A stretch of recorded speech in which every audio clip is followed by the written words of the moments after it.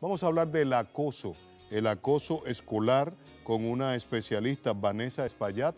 Está pues en nuestro formato de Zoom y vamos a hablar de cómo mitigar y qué es lo que está pasando con el acoso escolar y si tiene algún vinculante.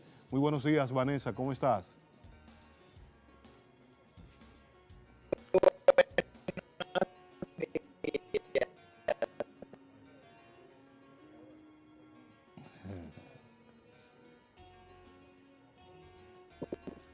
Ok, en lo que Vanessa un poco tiene llaman display en la televisión, que es el retorno, y arregla el micrófono y eleva la capacidad de su banda ancha o de su internet, vamos a decir que ese es un problema, el acoso en todas sus manifestaciones, pero sobre todo el acoso escolar, tanto en el sector público como el privado, no es exclusivo, hay que decir, de República Dominicana. Las estadísticas son preocupantes. En Estados Unidos hay programas para detectar, se han procesado pues alumnos también, estudiantes, ¿verdad?, que aplican un poco también una combinación de acoso y bullying, es una combinación o un cóctel que se da. Pero sobre todo hay que tener mucho, las autoridades o los gestores de políticas públicas, poner mucha atención en cuanto al acoso escolar, porque desde kindergarten, o sea, desde esa parte preinicial, que uno ingresa de manera informal al sistema educativo hasta pasar por la parte inicial, la parte básica, hasta llegar a la media, y luego hay muchas situaciones que vive la comunidad estudiantil en los centros educativos. Ya tenemos a la experta Vanessa Espaillat. Vanessa, hola. Hola, hola, buenos días. Muy buenos Gracias por la días. invitación. ¿Cómo te recibe este último lunes de febrero? Todo muy bien, gracias a Dios. Todo muy bien. Le titulamos Acoso escolar. ¿Puede dar una definición genérica? Sí, el acoso escolar se define como agresión entre iguales. Se da el acoso escolar en todos los estratos sociales por diferentes razones, pero también hay razones comunes, porque la violencia en la escuela es un reflejo de la violencia de la sociedad y de la violencia de la familia. O sea, la violencia en la sociedad y la violencia en la familia incide en la escuela. Y si uno coge, por ejemplo, en un aula tú puedes hacer una investigación sobre todos los prejuicios sociales que existen, porque lo que pasa en un aula es un reflejo de la sociedad y un reflejo de la familia. Entonces, cuando tú tienes, por ejemplo, acoso escolar, tú tienes tres actores. Tienes los agresores, las víctimas y los espectadores. Los agresores y las víctimas vienen de familias abusadas, maltratadas.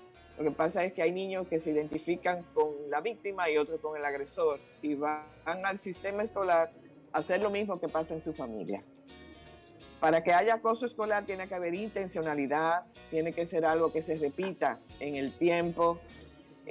Siempre la víctima está indefensa, no puede defenderse y el agresor lo hace intencionalmente y frecuentemente. Es muy interesante el fenómeno de los espectadores, porque el espectador no es más que una persona que está llena de miedo, porque como ve el agresor maltratar a la víctima, dice, para que no me maltraten a mí, ¿qué yo hago? Me alío al agresor y le aplaudo todo lo que él hace. Entonces se crea en el curso, ¿verdad?, una dinámica totalmente tóxica y disfuncional. Vanessa, Entonces, perdona que te interrumpa, Vanessa. Conversamos para la gente de la radio con Vanessa Espaillat, ella es psicóloga, y abordamos el tema del acoso escolar. El término bullying es un anglicismo, ¿verdad? Entonces ese anglicismo tiene que ver con la castellanización y hoy es el día de la lengua madre, ¿verdad? ¿Es lo mismo acoso escolar con el bullying? Sí, es lo mismo. Ok. Perfecto, entonces cuéntanos un poquito esa actitud pasiva. Ya tú has definido una primera punta, ¿no? Un primer rostro del espectador. Y además, mira lo que te voy a mostrar. ¿Ves lo que tengo en mi mano? Ahora el espectador también es tecnológico. ¿Qué está pasando? Cuéntanos un poquito.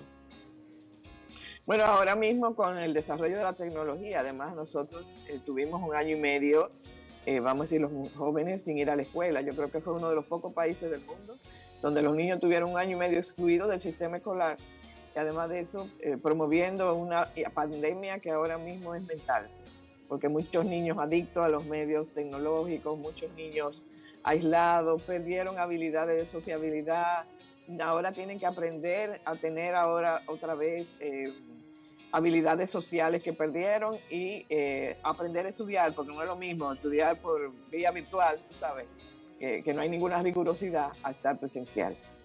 Pero vamos a decir, con todas esas habilidades que ellos tienen con los medios tecnológicos, pues entonces cuando quieren hacer daño, lo que hacen es en las redes publicar, vamos a decir, lo que son chismes, ¿verdad? De algún compañero y hacerle daño, maltratarlo.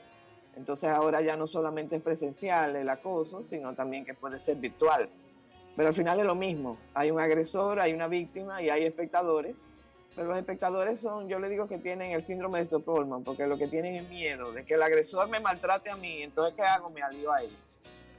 Okay. Y entonces le hago creer que lo que hace está bien. Pero al final, los adultos, los maestros, somos los que tenemos que estar atentos al clima relacional de un aula, detectar el acoso, el abuso y pararlo inmediatamente. Lo que pasa es que muchas veces los maestros vienen de sistemas abusivos, vienen a su vez de haber sido abusados en sus infancias, entonces de alguna forma no tienen cómo parar el abuso, porque ellos mismos fueron víctimas de abuso o son abusadores, agresores. Okay. Usted comenzó diciendo, Vanessa, que el acoso escolar o el bullying se da entre pares, entre iguales. Pero ¿cómo podemos definir eso que usted ha comenzado pues a explicar cuando yo soy la autoridad, o sea, cuando yo soy el profesor o soy el supervisor? Yo recuerdo que en nuestro liceo, el Liceo Unión Panamericano, no era que él era un acosador, teníamos un jefe de disciplina en los pasillos de apellido Canario, era el terror. Todo el que estudió en el Panamericano sabe quién es Canario, en la tanda vespertina, y entonces él no ejercía una autoridad, un acoso sobre nosotros, sino una disciplina. ¿Cómo podemos explicar o sacar al maestro o responsabilizar al docente de ser un acosador escolar? No, bueno, realmente ya no sería un acoso escolar, ¿verdad? Sería un abuso, porque acoso escolar entre iguales, se define, ¿verdad?, entre iguales. Lo que estamos hablando es de una persona que está generando abuso y está de alguna manera creando la imitación del abuso. Sí. O sea, genera el abuso porque imita, los niños imitan. O sea, si un profesor se burla de un estudiante, ¿verdad? Entonces, ¿qué va a hacer el estudiante? Burlarse también del estudiante. Entonces pero muchas veces estos maestros vienen vamos a decir, haber recibido también violencia.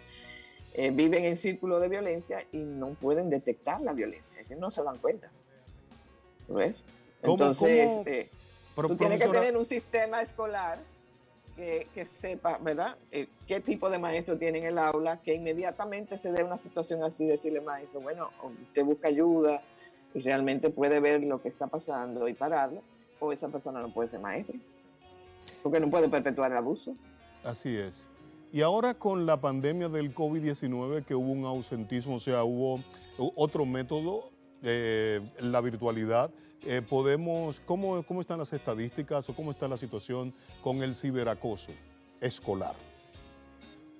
Bueno, el ciberacoso existía antes vamos a decir, de la pandemia.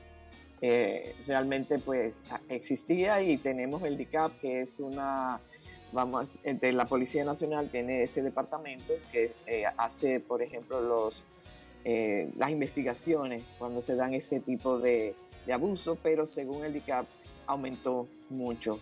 Estuve con ellos en un programa y ellos decían que había aumentado con la pandemia la cantidad de abuso por ciberbullying. Entonces, nada, hay que estar atento a todo eso, sobre todo los padres, ¿verdad? Y cuando ven que sus hijos cambian de actitud, que realmente ponen tristes, que no quieren ir a la escuela, entonces hay que investigar y ver si es que el hijo está siendo víctima de acoso escolar. Algo muy importante que es común entre el agresor y la víctima, porque vienen del mismo sistema familiar abusivo, lo único que unos se identifican con el agresor y otros con la víctima. Tienen muy baja autoestima, tanto el agresor como la víctima. Vienen de familias abusivas, ¿verdad? Tienen, por ejemplo, la víctima tiene, vamos a decir, un estilo de apego ambivalente, o sea, son niños carenciados afectivamente. Y según una investigación que yo hice, mi tesis doctoral sobre acoso escolar, las víctimas generalmente le ha faltado la figura paterna, no se saben defender, porque el padre en la familia es el que enseña, el que defiende, el que cuida, el que protege. La falta de padres en la familia genera niños que no se saben defender, que no saben, vamos a decir, poner límite al abuso, a la agresión. Y además de eso, son niños que viven en su sistema familiar abuso y se identifican con la víctima, entonces quedan paralizados, están traumatizados. El trauma se manifiesta así también como una parálisis, no me sé defender. Pero el agresor también es víctima de abuso, es un maltratador, es una persona que aprendió a maltratar en su sistema escolar, tiene muy baja autoestima, tiene un estilo de apego evitativo, o sea, son personas con poca empatía, no sienten el dolor del otro. Y en todas las investigaciones consultadas, la mayoría de, vamos a decir, hay más abuso y más violencia en el género masculino que en el género femenino. O sea, tenemos una dificultad de cómo estamos criando a los varones, parece. Y entonces, pues, eso no solamente en nuestro país, sino a nivel de Latinoamérica. Es como al hombre se le enseña que para ser hombre tiene que ser agresor, maltratador, es como una masculinidad errada y falsa que también está siendo, vamos a decir, fomentada por los medios de comunicación, por la música que oyen nuestros chicos, ¿verdad? Que uno prácticamente lo que escucha, yo le llamo que son canciones de denuncia, porque al final lo que nos están denunciando es cómo se vive en los barrios marginados, con maltrato, con vejaciones, con prostitución, con alcoholismo, con drogadicción, con exclusión social, ¿verdad? Entonces cantan todo eso, pero es una masculinidad, vamos a decir, producto de una violencia estructural y que da muy mala imagen y muy mal ejemplo, ¿verdad? Entonces nuestros niños están, vamos a decir, recibiendo todo ese tipo de imagen masculina negativa a través de medios de comunicación, a través de la música, a través de la violencia familiar, a través de la violencia estructural, porque las injusticias sociales generan violencia. Las dificultades económicas generan violencia, porque es un detonante.